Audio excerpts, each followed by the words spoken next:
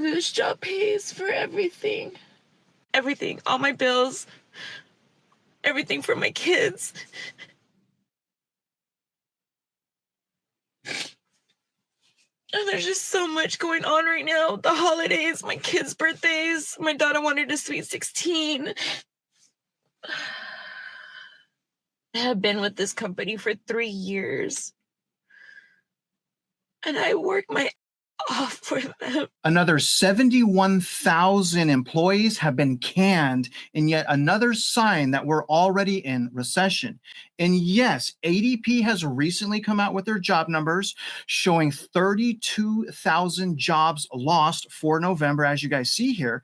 But the real big news about that report is small businesses are taking an absolute beating. As you see here, 46,000 employees lost for 1 to 19 employee businesses, and from 20 to 49 employee businesses, they have lost 74,000 jobs. But we're going to stick with the Challenger report that came out yesterday because some of the stats in this are absolutely insane. It's going to show you that we've never had this many job cuts prior to a recession, which again begs the question, aren't we already in recession? This is an absolutely atrocious report when you look at the intimate details. Now, this is for November. November cuts fall from October, up 24% from November, which is year over year.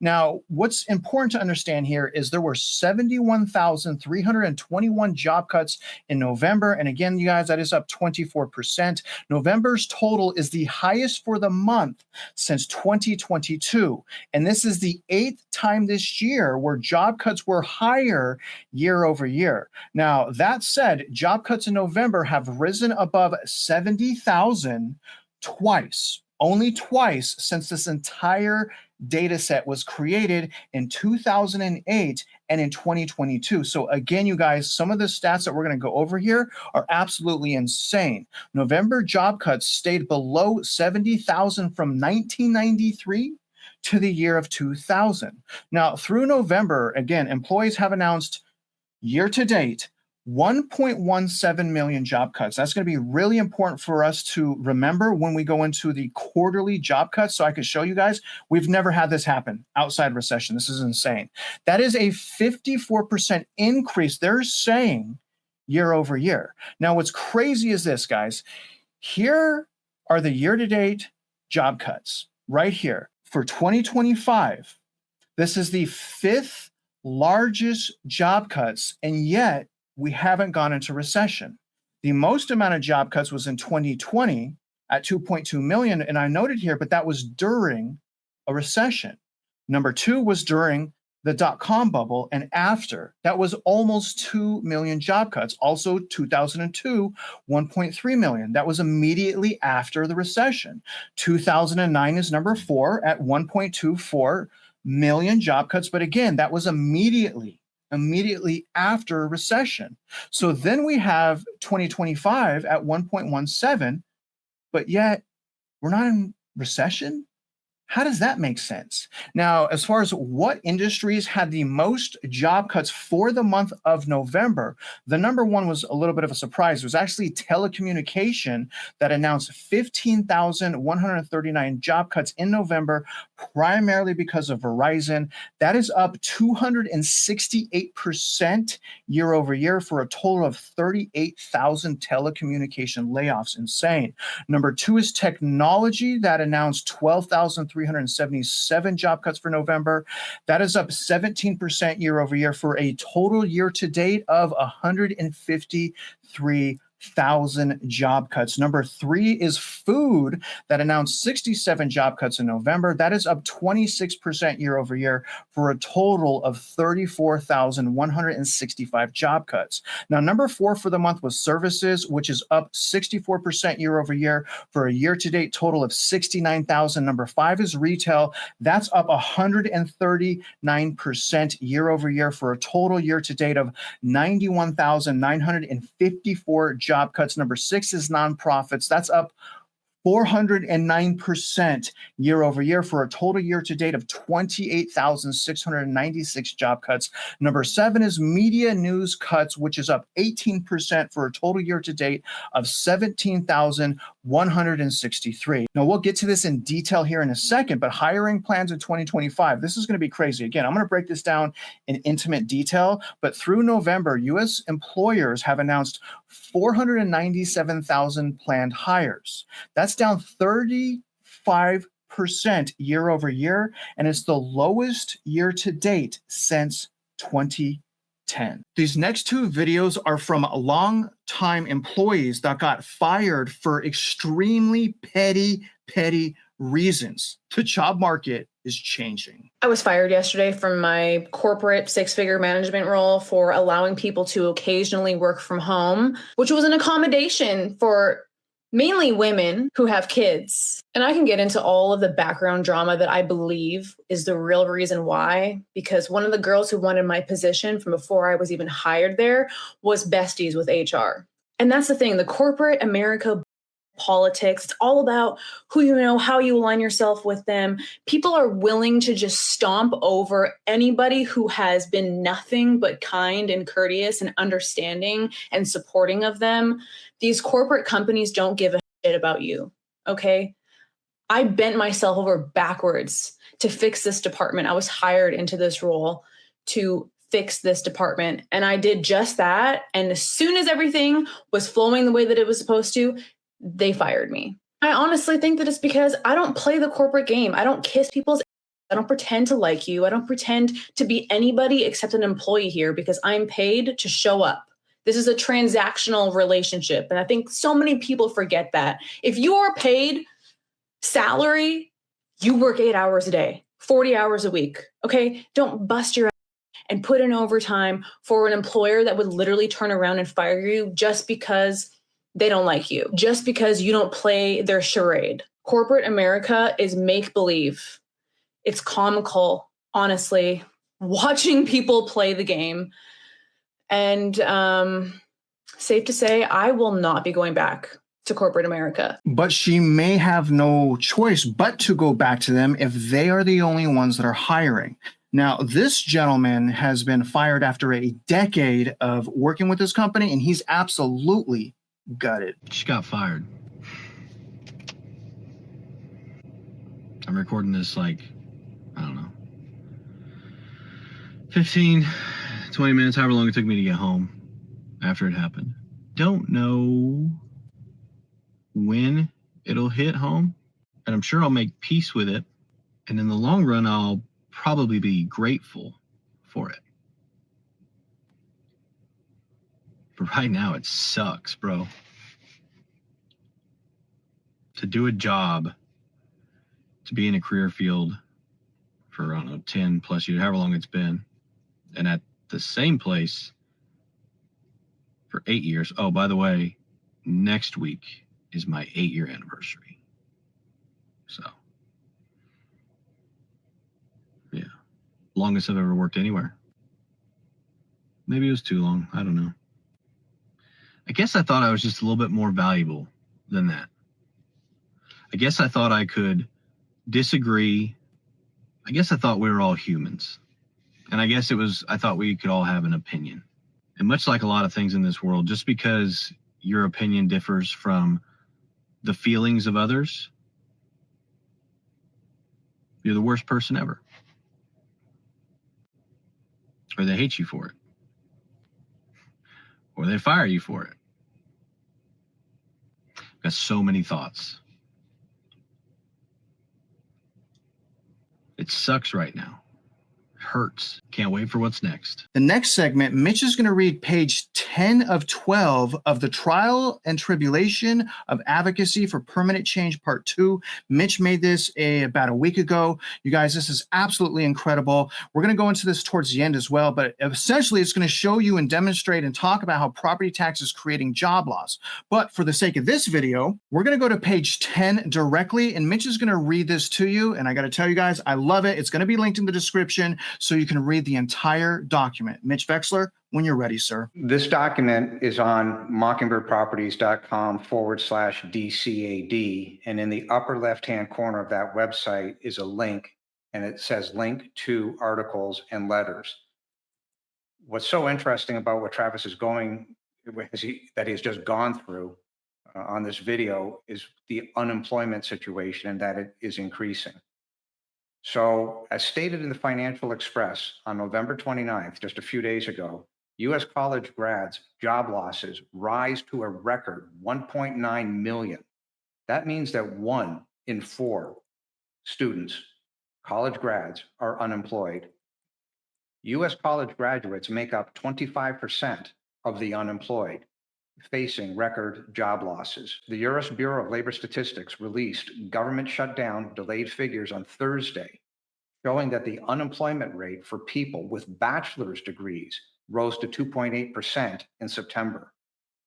That means that over 1.9 million Americans aged 25 and older with a college degree are out of work. Young graduates, especially for Americans aged 20 to 24, unemployment climbed to 9.2% in September. Unemployment among older Americans remains below 4%, as has been only with minimal increases. Only industries that are hiring.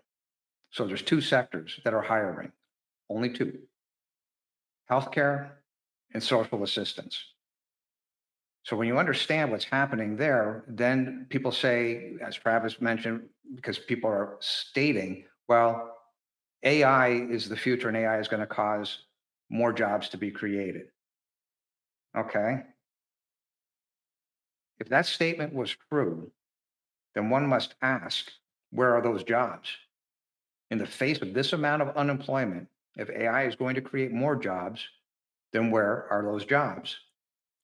And it begs the question, how many jobs would still exist but for AI? When we look at the year-to-date top 5 industries, the number 1 is still government with 308,091 layoffs or job cuts.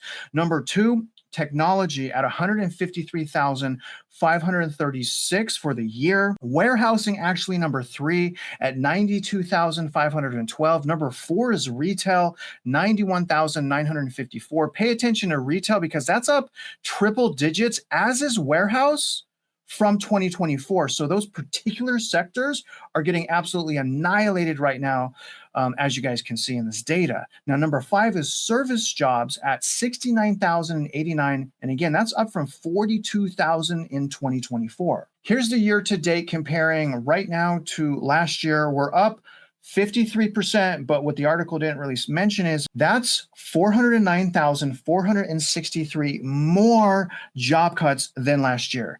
Now, also what's interesting is the layoff locations. Number 1 is the District of Columbia with 303,000 job cuts year to date. Number 2, California, no surprise there, at 173. New York, number 3 at 101,000. Now, bit of a surprise, number 4 is Georgia with 79,345. I put a note here because in 2024, year to date, that was only 18,407, still a lot. But I wanted to make the point, it's up year over year, 331%. So what's going on in Georgia, whatever it is, it's major. It could be some maybe plants closing down, stuff of that nature, but it is ratcheting up. And also, so is Washington, which is number 5 at 78,569 total year to date job cuts. Now, when we go to the reasons for these job cuts, it's categorizing the reasons by the highest job cuts year to date. You guys see that all the way on the right. So the number 1 reason is DOGE actions, but you guys are going to see in November, there's nothing there. Total year to date, though, 293,000. Number 2 is market and economic conditions at 245,000. For the month, they're number 3 at 15,755. Closing down completely is second for the month at 17,140, but for the year, that's 178,000 job cuts from companies completely closing. Now, as far as restructuring, that's number 1 for the month, sitting at 20,217 total job cuts. It's number 4 for the year, sitting at 128,255. Now, the number 5 for the year is cost cutting at 80,000, but number 4 for their month is artificial intelligence, sitting at 6,280 and 54,000 job cuts so far for the year from AI. Next, I want to show you total job cuts by quarter, and I want to remind you, this is going back to 1989. Okay, so 1989.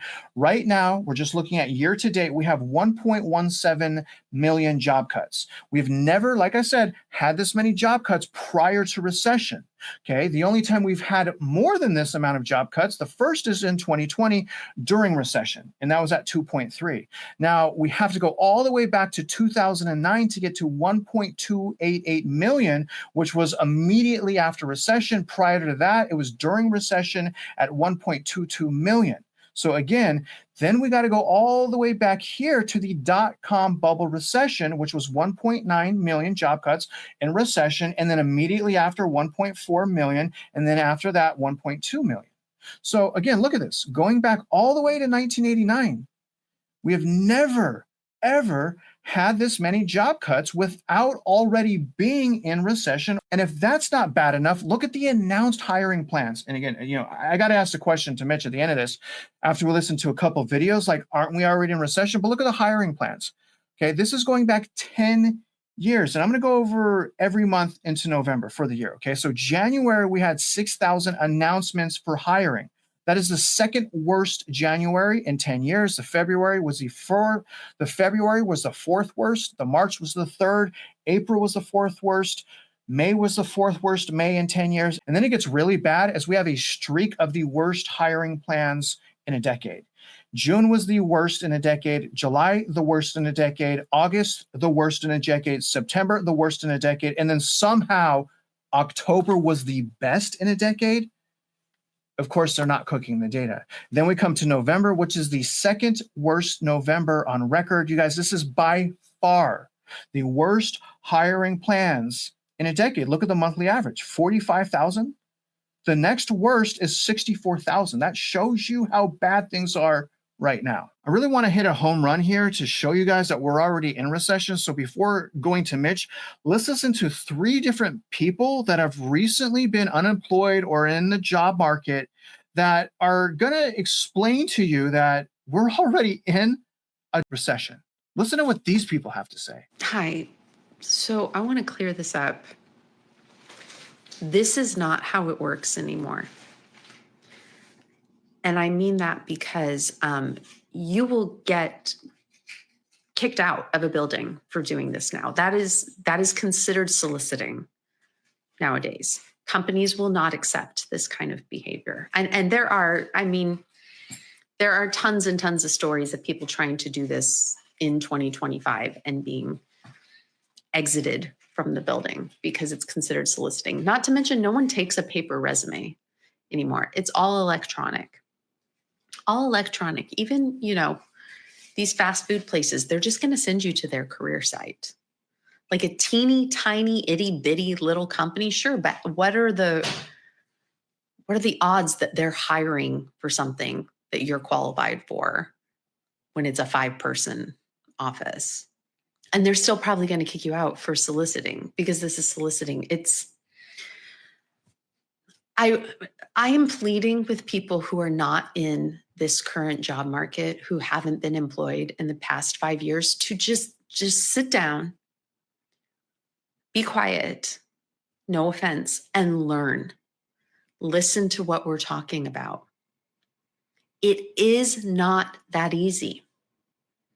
It's not that easy. I have known people who have gotten kicked out of buildings for attempting to do this. It doesn't work that way. Not anymore. Okay, so according to her, moral of the story is don't just show up at someone's office with your resume because apparently they will kick you out. These people are getting absolutely bamboozled, and this young man here is absolutely cooked. I genuinely don't know what to do anymore. It's like everything that used to matter is out the window. It doesn't matter what your experience is. It doesn't matter how smart you are. It doesn't matter how innovative you are. It doesn't matter if you went to college. It doesn't matter if you went to grad school. It seems like all that matters now is literally if you were born into wealth, if you're lucky, or your parents, or you just have the connections. Because as somebody who with 10 years of corporate experience working at some of the most prestigious companies in the world, great communicator, might look like shit now, but I genuinely can't find any way to make money. I can't get a job anywhere. I can't get a call back. I can't get an email back. I can't get a referral. I apply to jobs and I don't even get a rejection letter. And I get why people be suicidal, bro. I get why people want to check out, or people go crazy, or just want to run away, because this life does not make sense, man. It doesn't. You don't get in life what you deserve.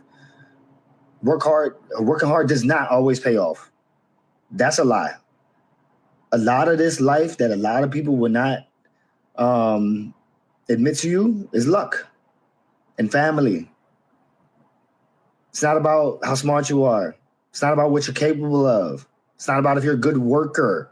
It ain't about none of that. This is about literally if someone's willing to give you a chance. And I don't know when that chance time is going to come for me, but I'm not okay. But I'm trying though, you know what I'm saying? So can't afford therapy, can't afford health insurance, can't even get a job at Home Depot because I'm too qualified. Maybe I should just make up another identity with like no experience. Maybe that's what I should do. I don't know. I felt that last one in my heart because I did work for Home Depot when I lost everything. I never thought I would lose my job right before Thanksgiving, let alone Christmas with my family coming and the pressure that brings with it. But this week has been eye-opening to me. It's been hectic. It's been shocking. And I cannot believe that I'm unemployed right now. I do not share much about my job just because that is a part of my life that I keep very private, because it is a very important piece of my life. It has allowed me to reach heights in my life and to achieve things I never thought I'd be able to achieve growing up in Mississippi. And so to lose that over the weekend has been very crazy for me. I've watched it impact Connor and the way that he is just, worried about me. But I would be lying if I didn't say I was kind of scared right now. I'd be lying if I said that I wasn't worried. I'm still trying to kind of figure it out day by day of what this is going to look like for me. I just went and picked up a new laptop because I have to get to work somehow. I have to figure out, for the first time in my life, what this is going to look like post-job, whether I dive into this full-time, to be honest, or whether I go back into corporate America in sales. I haven't figured it out. I don't know when I'm going to figure it out. I feel like I need to figure it out quickly because my health insurance ends at the end of this month. It is kind of hitting me really right in the stomach because I always worry about money. It's always on my mind. Being a young adult and always being worried about money has kind of forced me to think in dollar signs at all times. And so this is freaking me out. But I'm going to figure it out. I always do. I always land on my feet. And I think this is going to be a blessing in disguise further down the line that I cannot see. And I just want to say thank you for all of you for sticking along with me. Mitch, it's interesting. If you're not in your 40s, at least in your 40s, you've never went through a recession in your adult life. Think about that. That's incredible. So these young adults are getting absolutely bamboozled. And based on everything we just saw, the historic amount of job cuts prior to recession, the announcements accelerating into the holidays, in what way are we not in recession? If we're not in recession, Mitch, then what are we in? Over and above the Challenger report and the unemployment stats that we went through a few minutes ago, any one of the following are enough to cause a recession and or a major credit crisis. And I typed up this list as Travis was going through some of the issues. So what I'm going to go through here is something you've not heard. Any one of the following is enough to cause a recession and or a major credit crisis. A $2 trillion commercial real estate maturity wall. This is live happening now. 7 to 8% interest rates colliding with 3 to 4% underwritten loans. Regional banks carrying trillions in impaired credit. Certified mortgage-backed security, CMBS delinquency, surpassing 12%. 2026 to 2028 refinancing failures, meaning they can't get the properties refinanced. Global monetary restructuring, that's the BRICS, gold settlement derails, and de-dollarization. So you're seeing the shift, the monetary shift to precious metals, a potential currency revaluation event, declining US Treasury confidence, surging sovereign debt. US debt is now exceeding 37 trillion. Supply chain fractures and geopolitical fragmentation. Farmer bankruptcies leading to shortage of food and riots, as seen in Europe and the UK. 5.1 trillion of fraudulent outstanding school district bonds, fraudulent property tax and fraudulent school district bonds. People losing their homes en masse due to the fraud and the Ponzi scheme, which has been created to generate the revenue to cover up the fraud. People losing their jobs due to excessive debt deployed by their employers. If you say that there's 144 million taxpayers in the United States, which is pretty close, and 10% of those are unemployed, that's roughly 14 million people. Well, any one of these things I just went through by themselves, individually, is enough to cause a recession. So if we're not in a recession, we would not be having this discussion, and the list I just gave wouldn't exist, as is evidenced in pretty well everything that's on my website at mockingbirdproperties.com/DCAD. I want to make one other point. Isn't it interesting, between all these people that were on these videos, there's a flaw. The flaw is that they don't teach economics in school. How much further ahead would those people that have been caught broadside of this problem, had they have known how to read a balance sheet or an income statement and understood the position that their companies are in? When their companies are taking on excessive debt, the natural end result of excessive debt is going to be mass layoffs. Perhaps they would have seen this coming. Perhaps all the videos that Travis and I have been doing, hammering on this fraud. The debt is a fraud created by the Federal Reserve and or created by the school districts. Somebody's got to pay for it. Therein lies the problem. The recession is real, it's happened, and it will continue to ramp up until people will start to deal with the fraud. The fraud is the debt. The fraud is the interest on the debt. Don't deal with it, these problems will continue to magnify. That's the math. Well, I'm going to say you said something that really hit a nerve with me, and I think people really need to pay attention to this right now because this is vital. So during the global financial crisis, we had massive credit tightening. Like no one could refinance anymore after the global financial crisis. So when Mitch is pointing out that refinancing declines right now are at global financial crisis levels, understand the reason is different. It's not because of credit tightening. It's because of prices being too high. It's because unaffordability is too great. The credit tightening hasn't even begun, barely. Commercial mortgage back, commercial, yes, things like that, commercial refinance, yes. But for mom and pop, the credit tightening is surely the fact that they've been robbed for decades, and that robbery is built into the prices of assets. You can't get a loan because you maxed out the price too much, government. Absolutely incredible. What we have going on here, it's going to be like nothing we've ever seen before. And if you're not over 40 years old, at least if you went through the GFC, you kind of expect what's coming. But if you haven't gone through that, I got to tell you guys, life's about love. It's about service. Get your mindset right and crunch your numbers as best as you can. Which brings me to our ending segment. Now remember, this document's going to be linked in this description. This is part 2 of the trials and tribulations of advocacy for permanent change. As you guys are aware, Mitch and I are trying desperately, pretty much every single day, to create a mechanism that is essentially going to allow for the best advocacy that has ever been created in this world.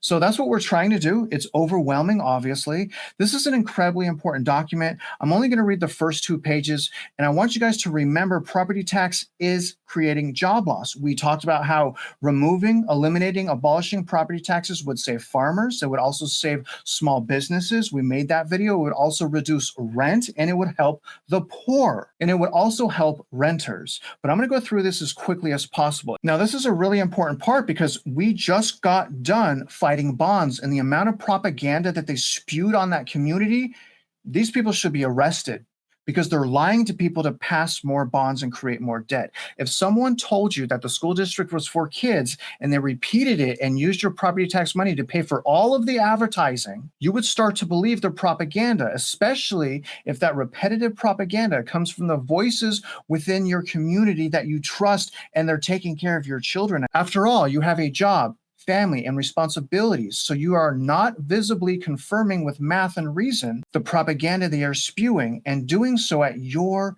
extreme expense and our family's expense. Without your understanding of the fraud and expense to you and your family, it is not an urgent priority. That's why you guys got to understand first what's happening, and then you can help us abolish property taxes. Without recognizing what is being intentionally hidden from you by omission, you are being defrauded. You are not victims. You are not victims. You guys are stronger than that because we're showing you what's happening, and I know for sure none of you want to be robbed. You just absorb what you believe to be fact, yet in reality, you end up defending the fraud via your lack of information. And I hate to say that, to counter the propaganda. And it's horrible. Now, I highlighted this because Mitch crushed it with this one line right here. So when reality finally shows up, which is me, I was the reality to that town. You treat reality itself as the enemy. At least the people that were sleeping still, at least those people like, no, we got to pass all of this millions of dollars, create all of this revenue for commission, bonus, all this reckless spending because it's for the children. It's not for the children. It's not at all for this, for the banks, you guys. This is exactly where America is right now. And coincidentally, where the school district bond debt fraud also exists. The goal is to destroy the delusion, propaganda, psychological conditioning, censorship violations of state and federal laws, socialism, and put these frauds in jail. Once you see how the delusion is created, you now have the ability to see the schemes of fraud and thus the pattern and practice. The delusion of perpetrating the fraud under the color of law affects your finances, affects your children, and affects society in that it almost killed the president. The financial cost of this engineered insanity is in the trillions, and all of us are on the hook one way or the other.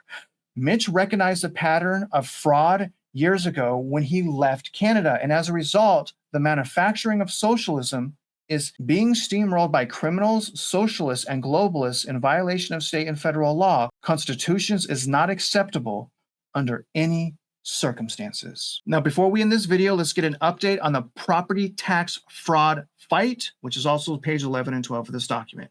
Mitch, can you give us an update, sir? At the moment, it's in front of the Supreme Court of Texas, and the pushback has been that the courts don't want to hear the case because of the evidence. The evidence is that strong. To that point, they claim, both the central appraisal districts, while trying to protect the appraisal review board panels, pleaded the jurisdiction. And that is one of the tools that the central appraisal districts are using in addition to the ultra-virus, and ultra-virus is related to sovereign immunity.